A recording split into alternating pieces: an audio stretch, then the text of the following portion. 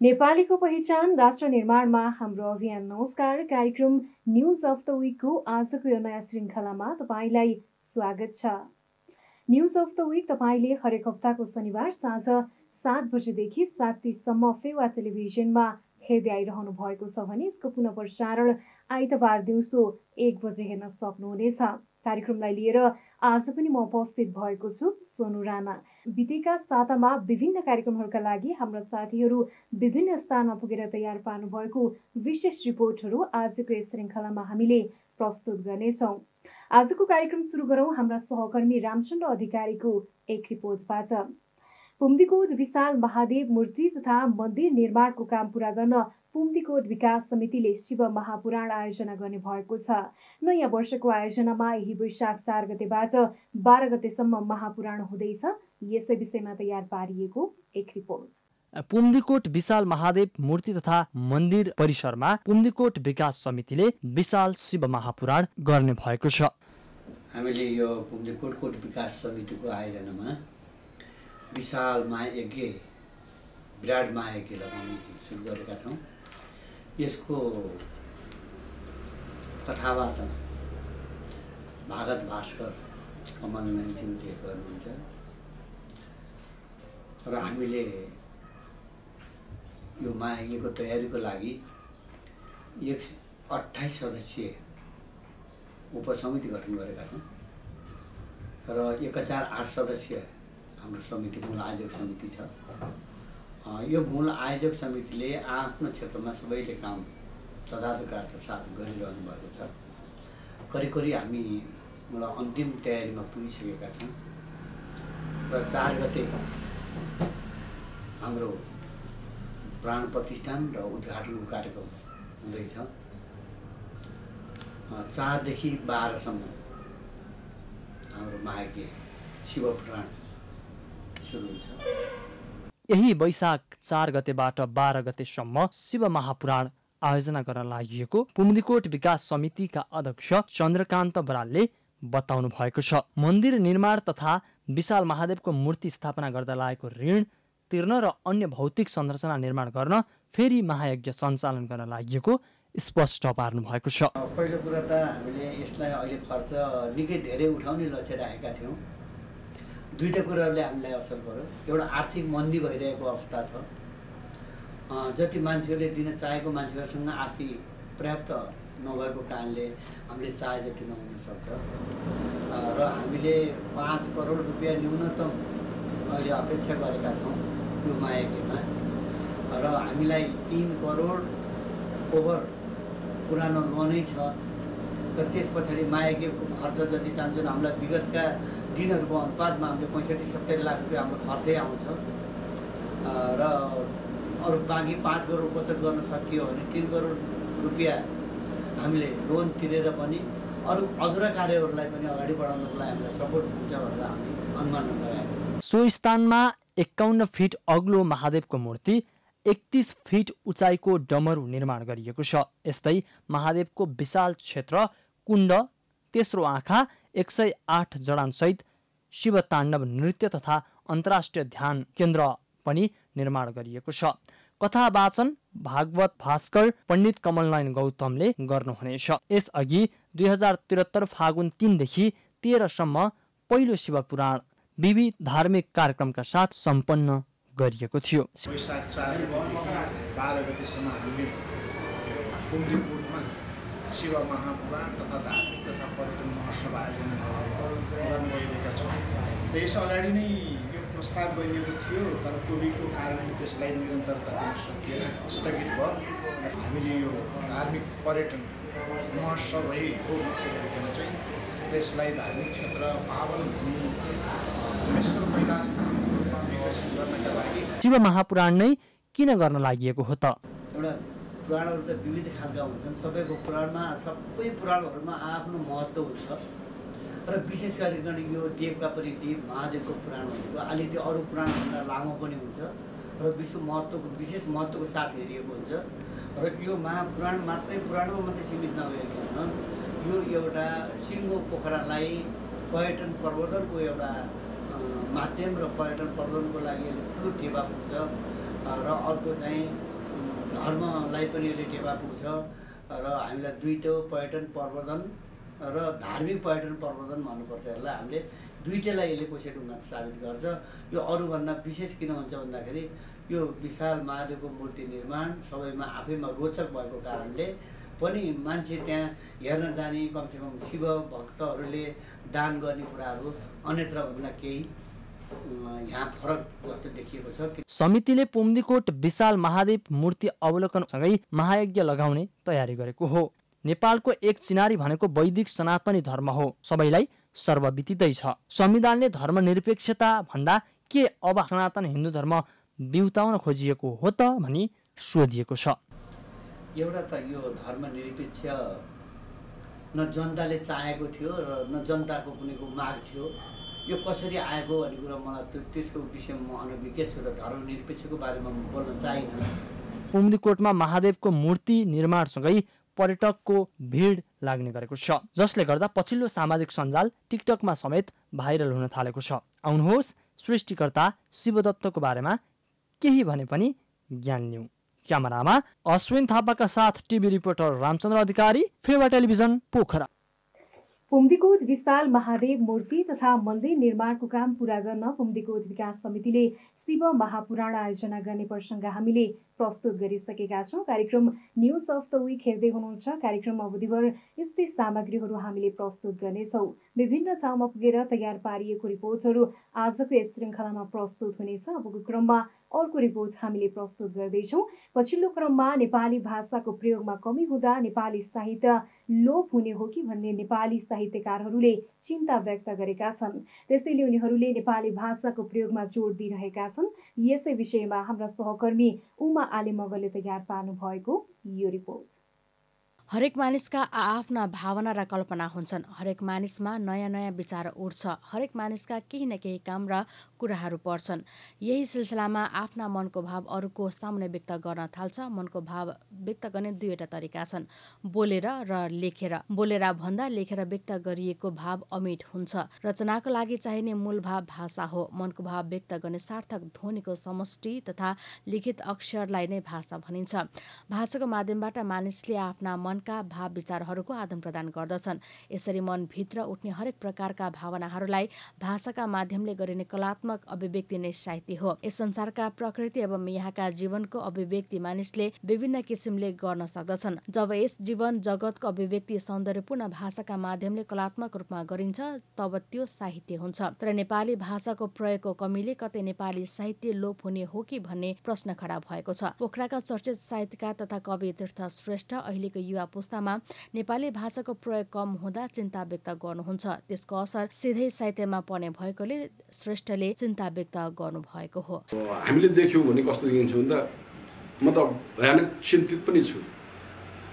अब तपाईँले अहिले 8-10 वर्षका बच्चाहरूले सोध्न थाल्नुभयो भने नेपालीमा कुनै प्रश्न सोध्नुभयो भने उसले इङ्ग्लिसमा जवाफ दिन थाल्छ। उसलाई 56 भनेको आउँदैन। 56 भनेको कति हो भनेर उसले सोध्छ। अब ड्याडी मम्मी बाहेक बा आमा भन्न पनि छोडिसके मान्छेले।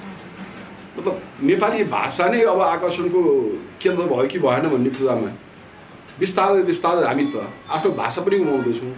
भाषा गुमिसकेपछि साहित्यको कुनै अवस्था नै बलियो हुँदैन। साहित्यको माध्यम भनेको भाषा हो। भाषा नेपाली भाषा नै समाप्त भयो भने नेपाली साहित्य हामी कहाँ खोज्नु? त्यही अहिले स्कुलको तहमा जुन ढङ्गले एउटा सुनियोजित ढङ्गले नेपाली भाषा संस्कृतिलाई कमजोर तुल्याउने काम भएको छ र सरकार आँखा चिम्लेर बसेको छ। त्यो दृष्टिकोणले हेर्दा त हामीले भोलि नेपाली साहित्य लेख्ने कि नेपालीमा साहित्य लेख्ने कि नलेख्ने भन्ने प्रश्न आएको छ। श्रेष्ठका अनुसार साहित्य भनेको सृजनात्मक क्षमता हो। विदेशमा लेखन सम्बन्धी पढाइ हुने त्यसको कोर्स पनि आइसकेको छ। नेपालमा भने अहिलेसम्म कुनै अध्ययन छैन, सध्ययन नै हो, अनुभव हो। कोर्सको अध्ययनले मात्र पर्याप्त पनि हुँदैन। नेपाली नै विषय पढे पनि नेपाली भाषाको बारेमा जानकारी हुने, व्याकरणका विषयमा जानकारी हुने कुरा त स्वाभाविक नै हो। तर त्यो अध्ययनले सृजनात्मक क्षमतालाई खास ढङ्गले योगदान नदिने उहाँको बुझाइरहेको छ। विदेशतिर त अब लेखन सम्बन्धी बकाइदा राम्रै अध्ययन गर्ने त्यसको कोर्स नै हुने पनि अवस्था आइसकेको छ। हामी कहाँ त्यस्तो लेखन सम्बन्धी कुनै अध्ययन भनेको स्वाध्यायन नै हो होइन। कोर्स बुकका अध्ययनले पर्याप्त पनि हुँदैन। अब नेपाली नै विषय लिएर पढ्यो भने नेपाली भाषाका विषयमा अलिकति व्याकरणका विषयमा अलिकति जानकारी हुने, लेखनका विषयमा अलिकति जानकारी हुने कुरा त स्वाभाविक नै हो। तर त्यो अध्ययनले सृजनात्मक क्षमतालाई खास ढङ्गले योगदान दिँदैन। सृजनात्मक क्षमता अगाडि बढाउनका निमित्त आफ्नै अध्ययन स्वाध्यायन चाहिँ आवश्यक छ। साहित्यलाई जोगाइराख्न भाषा संस्कृतिलाई जोगाइराख्नुपर्छ। भाषा खत्तम भयो भने संस्कृति र साहित्य पनि खत्तम हुन्छ। नेपाली साहित्यलाई बलियो बनाउन पहिले नेपाली भाषालाई बलियो बनाउनु पर्छ। आम नेपाली बालबालिकाले बोल्ने भाषा नेपाली हुनुपर्छ। नेपाली भाषालाई नेपालभित्रबाट पनि र बाहिरबाट पनि कमजोर बनाउने प्रयत्न भइरहेको छ। जबसम्म नेपाली भाषा बलियो बनाउन सक्दैनौ, नेपाली साहित्य बलियो हुन सक्दैन। अर्को कुरा, हाम्रो धर्म संस्कृति माथि प्रहार भएको छ। भाषा बिग्रदा राष्ट्र पनि बिग्रन सक्छ। फेवा टेलिभिजनका लागि टिभी रिपोर्टर उमा आलेको रिपोर्ट। नेपाली भाषाको प्रयोगमा जोड दिइरहेका प्रसङ्ग हामीले प्रस्तुत गर्यौं। साताभरि हाम्रो टेलिभिजनबाट प्रसारण भएका रिपोर्टहरू यस श्रृङ्खलामा हामीले प्रस्तुत गरेका छौं। अबको क्रममा मुक्तिनाथ सन्त सेवा आश्रम पोखरा 10 रामघाटको आयोजनामा पञ्चश्री महायज्ञ हुने भएको छ। वैशाख 1 गतेदेखि वैशाख 5 गतेसम्म उक्त यज्ञ कार्यक्रम हुने भएको हो। यसै विषयमा हाम्रा सहकर्मी रामचन्द्र अधिकारीले तयार पार्नु भएको यो रिपोर्ट। मुक्तिनाथ सन्त सेवा आश्रम पोखरा 10 रामघाटको आयोजनामा पञ्चश्री महायज्ञ हुने भएको छ। वैशाख 1 गतेदेखि वैशाख 5 गतेसम्म उक्त यज्ञ कार्यक्रम हुने भएको छ। मुक्तिनाथ सेवा आश्रमले के कस्तो सहयोग गर्दै आएको छ त? हाम्रो मुक्तिनाथ बाबाको उद्देश्य भनेको ठाउँ ठाउँमा बटुकहरू पनि निःशुल्क पढाउने व्यवस्था छ। कुडुले पञ्चकोट अब के अरे त्रिवेणी धाममा। र यो आश्रमको मेन उद्देश्य चाहिँ यो रामघाटमा जुन एउटा आश्रम छ, कतिपय भक्तहरूलाई यो थाहा पनि छैन। र यहाँ चाहिँ मेन के भने तीर्थयात्रीहरू आउँदाखेरि मुक्तिनाथ जान जो तीर्थयात्री आउनुहुन्छ अथवा कुनै पनि नसक्ने मान्छे, होटेलमा बस्न नसक्ने अथवा 2-4 पैसा नहुने मान्छेहरू चाहिँ आएर बस्ने एउटा जस्तो तीर्थस्थल तीर्थयात्रीहरूलाई बनेको यो आश्रम हो। पोखरा भनेको मुक्तिद्वार हो। मुक्तिनाथ जानलाई जस्तो हरिद्वार जानलाई हरिद्वारको बाटो भएर गइन्छ भने यो पनि मुक्तिद्वार हो। र यो मुक्तिद्वारमा पनि हामीले निःशुल्क आश्रम तीर्थयात्रीहरूलाई बस्न खानाको व्यवस्था मिलाउने भनेर जुन हामीले रामघाटमा एउटा चाहिँ यो शान्ति वन बाटिकाभित्र मुक्तिनाथ सन्त सेवा आश्रम भनेर यहाँ हामीले एउटा चाहिँ हाम्रै कसैको पनि सहयोग बिना जस्तो हामी भक्तहरूको सहयोगले बनेको आश्रम हो यो। त्यसकारण चाहिँ यहाँको पोखरेलीहरूलाई मैले एउटा के सूचना दिन चाहन्छु भने सबभन्दा ठुलो धर्म भनेको भोकोलाई खान दिने र बाँच्न पाउनेलाई बाँच दिने, नाङ्गोलाई लुगा लगाइदिने। मेरो उद्देश्यमा मेरो ठुलो धर्म भनेको त्यो हो, मानव धर्म भनेको त्यो ठान्छु। र यो आश्रमलाई सबै पोखरेलीहरूले अहिलेसम्म यो आश्रम लुकिरहेको छ। कतिले थाहा पाउनुभएको छ, कतिले थाहा पाउनुभएको छैन। आउनुहोस्, यस्तो पनि छ भन्ने कुरा हाम्रो पोखरामा यो आश्रमलाई अझै राम्रो व्यवस्थित गरौँ। अनन्त श्री विभूषित मुक्तिनाथ पीठाधीश्वर कमल नयनाचार्य श्रीजी महाराज श्री मुक्तिनाथ बाबाको नेतृत्वमा 5 दिन यज्ञ हुँदैछ। कहाँ कहाँ हुँदैछ त यज्ञ? पञ्चकोटमा गरियो। अब अहिले फेरि यो चाहिँ यो 4वटा कोट चाहिँ जुन्द्राराई हैन, अनि जलजला, अनि मालिका, अनि हम्पा, यो 4वटा ठाउँमा उहाँले जुन ठाउँहरूमा पहिलाका ऋषिमुनिहरू आएर तपस्या गरेको ठाउँ गरे थियो, तपस्या गरेको ठाउँ उहाँलाई फेरि यत्तिकै उहाँले गर्छु भनेर आँट्ने होइन। उहाँलाई एउटा ध्यानमा बस्दाखेरि सङ्कल्प आउँछ। सहनशीलताका अनेकौं सीमा पार गरेपछि मानिस आध्यात्मिक बन्छ। धर्मको सम्बन्ध न्यायसँग छ। मानिसहरू प्राय धर्म र अध्यात्मलाई मिसमास गरेर बुझ्ने गर्दछन्। धर्म र अध्यात्म बीचको सम्बन्ध सत्यसँग जोडिन्छ। धर्म र अध्यात्म फरक कुरा हुन्। हामीले जे गरिरहेका छौँ इमान्दारीपूर्वक गर्नु धर्म हो। शास्त्र नमान्दा खासै फरक पर्दैन। पूजा नगर्दा पनि केही हुँदैन। तर धर्म नजान्दा मान्छे अधर्मी हुन्छ। अधर्मी हुनु भनेको अन्यायी हुनु हो, न्यायिक नहुनु हो। सामान्य व्यक्तिले अनन्त श्री विभूषित मुक्तिनाथ पीठाधीश्वर स्वामी कमल नयनाचार्य श्रीजी महाराज श्री मुक्तिनाथ बाबालाई कसरी बुझ्ने? उहाँ चाहिँ साधु सन्त भइकन पनि जुन बेला मैले उहाँको सङ्गत गरेँ त्यो बेलामा मैले के देखेँ भने उहाँले चाहिँ एउटा हाम्रो नेपाल देशको चाहिँ धार्मिक स्थलहरू, यहाँका नदी नाला शालिग्रामदेखि लिएर हरेक देवघाट तीर्थस्थलहरू, उहाँ गजेन्द्र मोक्षधाम, यस्तो यस्तो ठाउँहरूलाई चाहिँ उहाँले चाहिँ एउटा धार्मिक पर्यटक क्षेत्र बनाउनुपर्छ। नेपालमा पनि धेरै धर्मस्थलहरू छन् र यिनीहरूलाई चाहिँ जोगाउनुपर्छ भन्ने उद्देश्यले उहाँ लाग्नुभएको। जुन उहाँको उद्देश्य नै त्यही हो, भोकोलाई खाना दिने र यो तीर्थयात्रीहरूको सेवा गर्ने उहाँको मेन उद्देश्य हो। र उहाँको चाहिँ धेरै योगदानहरू छ। यो अहिले चाहिँ जुन यो पञ्चकोट भन्नुभयो, अहिले पञ्चकोट जुन छ उहाँले निर्माण गर्नुभएको ठाउँ, त्यहाँ पहिला केही पनि थिएन। त्योभन्दा थोरै तल कुडुले भन्ने ठाउँ छ, त्यहाँ पनि एउटा विशाल मन्दिर बनेको छ, जुन अब यो वैशाख 17 गतेबाट यो कोरोनाले गर्दाखेरि त्यसको उद्घाटन गर्न रोकिराखेको थियो, 17 गतेबाट हुँदैछ। त्यहाँ पनि एउटा शालिग्राम सङ्ग्रहालय बनाउनु भएको छ उहाँको उत्तराधिकारी ऋषि पर्खनाचार्यले।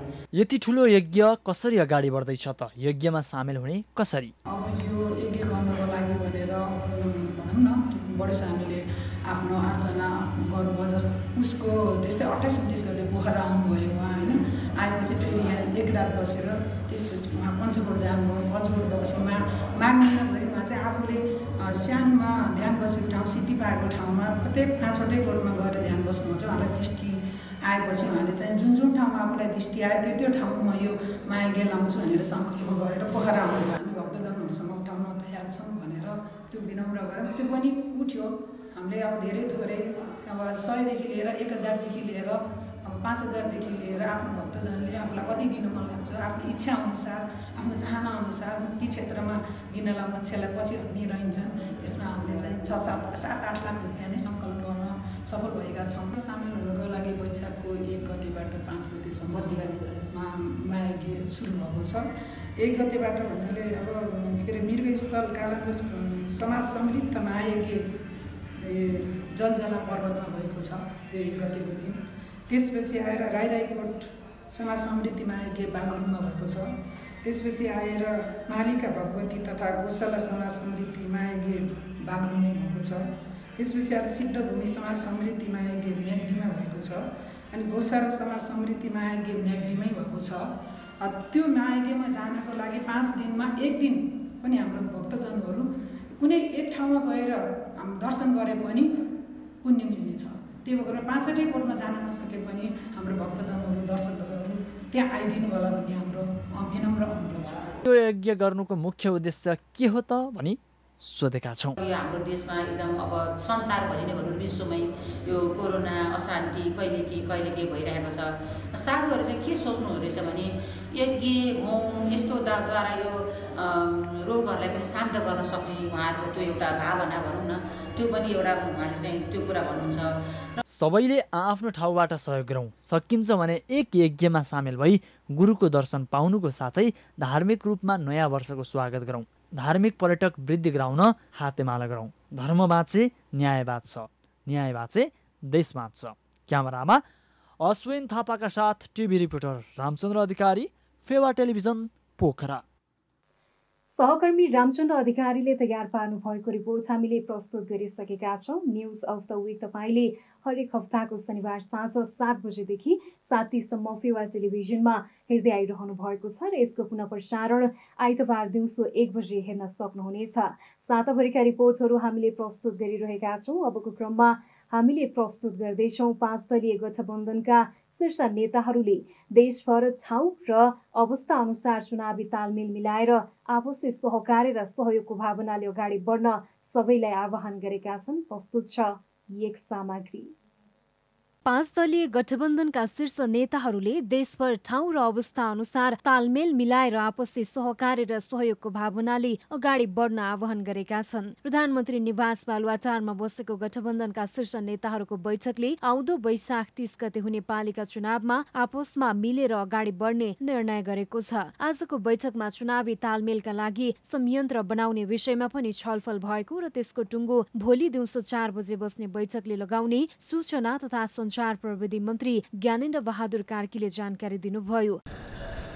बैठकमा स्थानीय निर्वाचनलाई कसरी सफलतापूर्वक सम्पन्न गर्ने र स्थानीय निर्वाचनमा 5 दलको गठबन्धनद्वारा समर्थित उम्मेदवारहरूलाई कसरी विजय गराउने यिनै बारेमा बृहत रूपमा छलफल भएको छ र फेरि यो बैठक भोलि 4 बजे फेरि यो बैठक डाकिएको छ र त्यो बैठकपछि हामी मेकानिजमको बारेमा कस्तो किसिमको मेकानिजम अपनाउने त्यसको बारेमा म फेरि तपाईँहरूलाई म अवगत गराउनेछु। अहिले चाहिँ 5 दलले एउटा वक्तव्य जारी गरेको छ। 5 दलको तर्फबाट नेपाली जनतालाई जुन अपिल गरेका छौँ त्यो वक्तव्य यहाँले प्राप्त गर्नुहुनेछ। बैठकमा पालिका चुनावलाई कसरी सफलतापूर्वक सम्पन्न गर्ने र 5 दलको गठबन्धनद्वारा समर्थित उम्मेद्वारहरूलाई कसरी विजय गराउने लगायतका विषयमा छलफल भएको जनाइएको छ। फेरि यो बैठक भोलि दिउँसो 4 बजे बस्नेछ। शीर्ष नेताले जारी गरेको संयुक्त अपिलमा चुनावमा ठाउँ र अवस्था अनुसार तालमेल गर्न पार्टीका नेता कार्यकर्तालाई आह्वान गरिएको छ। सत्ता गठबन्धनले पालिका चुनावमा तालमेल गरेर अगाडि बढ्ने निर्णय गरे पनि कतिपय ठाउँमा उम्मेद्वार तय र भागवण्डामा कुरा नमिल्दा सहमति हुन सकेको छैन। तालमेलको मोडालिटी बन्न बाँकी छ। कांग्रेस वरिष्ठ नेता रामचन्द्र पौडेल नेतृत्वको 5 दलीय निर्वाचन तयारी तथा अनुगमन समितिले पालिकाबाट आएका प्रतिवेदनका आधारमा तालमेलको मोडालिटीको सुझाव दिइसकेको जनाइएको छ। कार्यक्रममा पुनः स्वागत गर्न चाहन्छु। कार्यक्रम न्युज अफ द विकमा साताभरि हाम्रो टेलिभिजनबाट प्रसारण भएका रिपोर्टहरू आजको यस श्रृङ्खलामा प्रस्तुत गरिरहेका छौँ। अबको क्रममा अर्को रिपोर्ट हामीले प्रस्तुत गर्न चाहन्छौँ। लिखत भाषा सद्वार्षिकीको अवसरमा पोखरामा 3 दिवसीय कार्यक्रम सञ्चालन गरिएको छ। मालपोत कार्यालय कास्कीले 3 दिवसीय कार्यक्रम अन्तर्गत चैत्र 30 गते कार्यालय सरसफाई, वैशाख 1 गते सद्वार्षिकी मूल समारोह कार्यक्रम गरेको कार्यालय प्रमुख मालपोत अधिकृत राजेन्द्र प्रसाद पौडेलले जानकारी दिनुभयो। यस विषयमा तयार पारिएको यो सामग्री।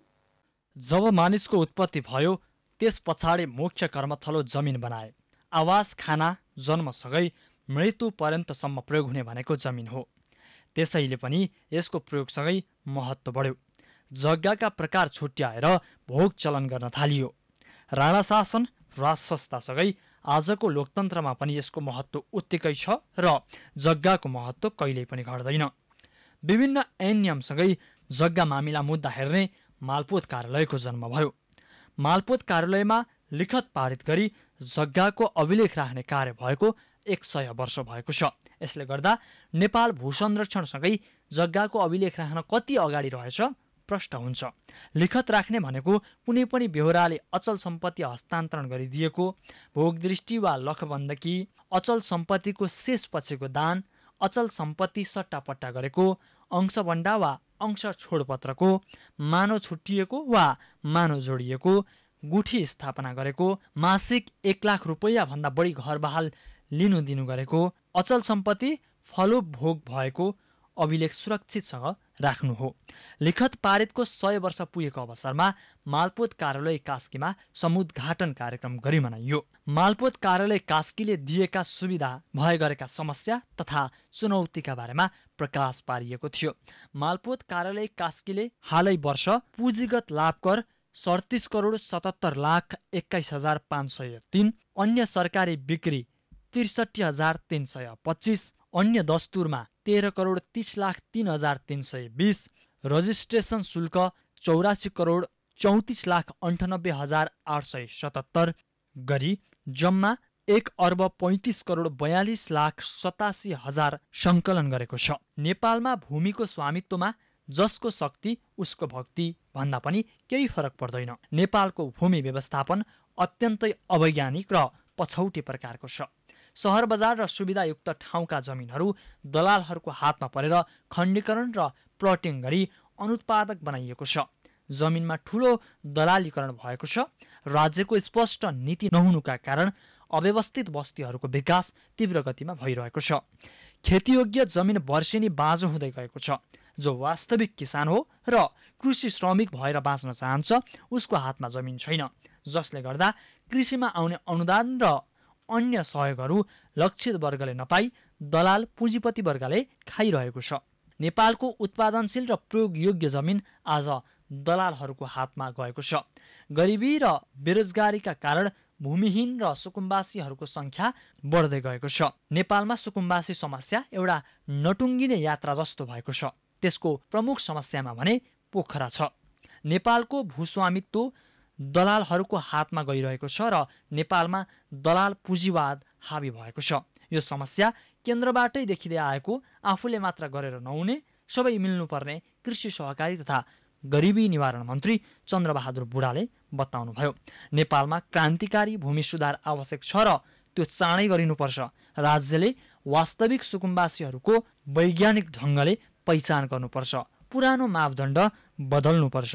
नेपालमा सुकुम्बासी र भूमिहीनको समस्या आउनुमा यहाँका दलाल राज्य व्यवस्था नै मुख्य कारण भएकोले यसलाई बदल्नुपर्छ। जमिन राज्यको हुनुपर्छ र सबै नागरिक जमिनको मालिक हुनुपर्छ। क्यामेरामा अश्विन थापाका साथ टिभी रिपोर्टर रामचन्द्र अधिकारी, फेवा टेलिभिजन, पोखरा। लिखत पारित शतवार्षिकीको अवसरमा पोखरामा 3 दिवसीय कार्यक्रम सम्पन्न भएको प्रसङ्ग हामीले प्रस्तुत गर्यौं। कार्यक्रममा साताभरिका रिपोर्टहरू प्रस्तुत गरिरहेका छौँ। हरेक हप्ताको शनिबार साँझ 7 बजेदेखि 7:30सम्म फेवा टेलिभिजनमा हेर्दै आइरहनु भएको छ न्युज अफ द विक। यसको पुनः प्रसारण आइतबार दिउँसो 1 बजे हेर्न सक्नुहुनेछ। विभिन्न ठाउँमा पुगेर तयार पारिएको रिपोर्टहरू हामीले यस श्रृङ्खलामा प्रस्तुत गरिरहेका छौँ। अबको क्रममा सहकर्मी शिला शाहीले तयार पार्नु भएको एक सामग्री हामीले प्रस्तुत गर्दैछौँ। वैशाख 1 गतेदेखि विक्रमसम्म 2079 साल सुरु भएको छ। सूर्य मीन राशिबाट मेष राशिमा प्रवेश गर्ने सङ्क्रान्तिलाई मेष अर्थात् वैशाख सङ्क्रान्ति भनिन्छ। यसै विषयमा शिला शाहीले तयार पार्नु भएको यो सामग्री। आज विक्रम सम्वत 2079 सालको पहिलो दिन।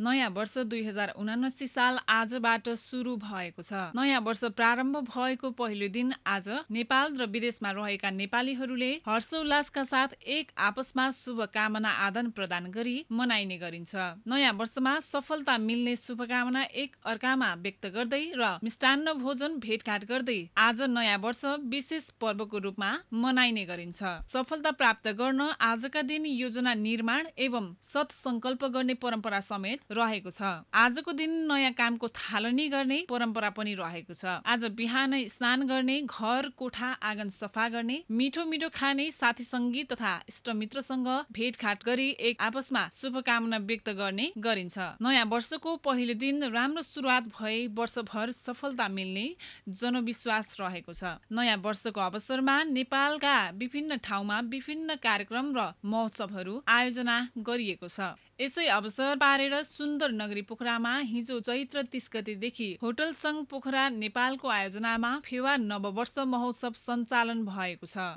लेकसाइड स्थित फिस्टेल गेटदेखि हल्लन चोकसम्मको 3 किलोमिटर सडक क्षेत्रमा उक्त महोत्सव सञ्चालन गरिएको छ। कोभिड-19बाट शिथिल बनेको पर्यटन क्षेत्रलाई पुनरुत्थान गर्ने उद्देश्य सहित पोखरामा आयोजना भएको 17औं फेवा नववर्ष महोत्सवले पर्यटन प्रवर्धन हुने विश्वास गरिएको छ। परम्परागत नेपाली खानाको प्रस्तुति र बिक्री, सांस्कृतिक झाँक्रीका कार्यक्रम, प्रख्यात कलाकारहरूबाट पप कन्सर्ट, मनोरञ्जनात्मक कार्यक्रमहरूको प्रस्तुति र लोक दोहोरीका कार्यक्रमहरू महोत्सवका आकर्षणका रूपमा रहेका छन्।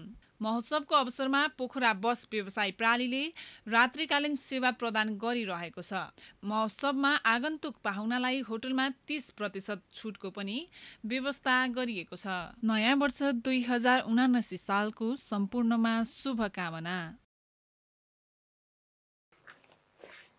हवस् त यिनै सामग्रीसँगै आजको कार्यक्रम यति नै। आजको कार्यक्रमबाट टिभी रिपोर्टरहरू रुद्र श्रेष्ठ, उमा आले मगर, रामचन्द्र अधिकारी, शिला शाहीसँगै एमसीआरमा रविना परियार, दिपेश ओली, आश्विन थापासँगै म सोनु राणा पनि आजको यस श्रृङ्खलाबाट बिदा हुन चाहन्छु। फेरि अर्को साता हामी साताभरिका विशेष रिपोर्टहरूको साथमा उपस्थित हुनेछौँ। राष्ट्र निर्माणमा हाम्रो अभियान जारी छ। तपाईँ फेवा टेलिभिजन हेर्दै गर्नुहोस्। नमस्कार।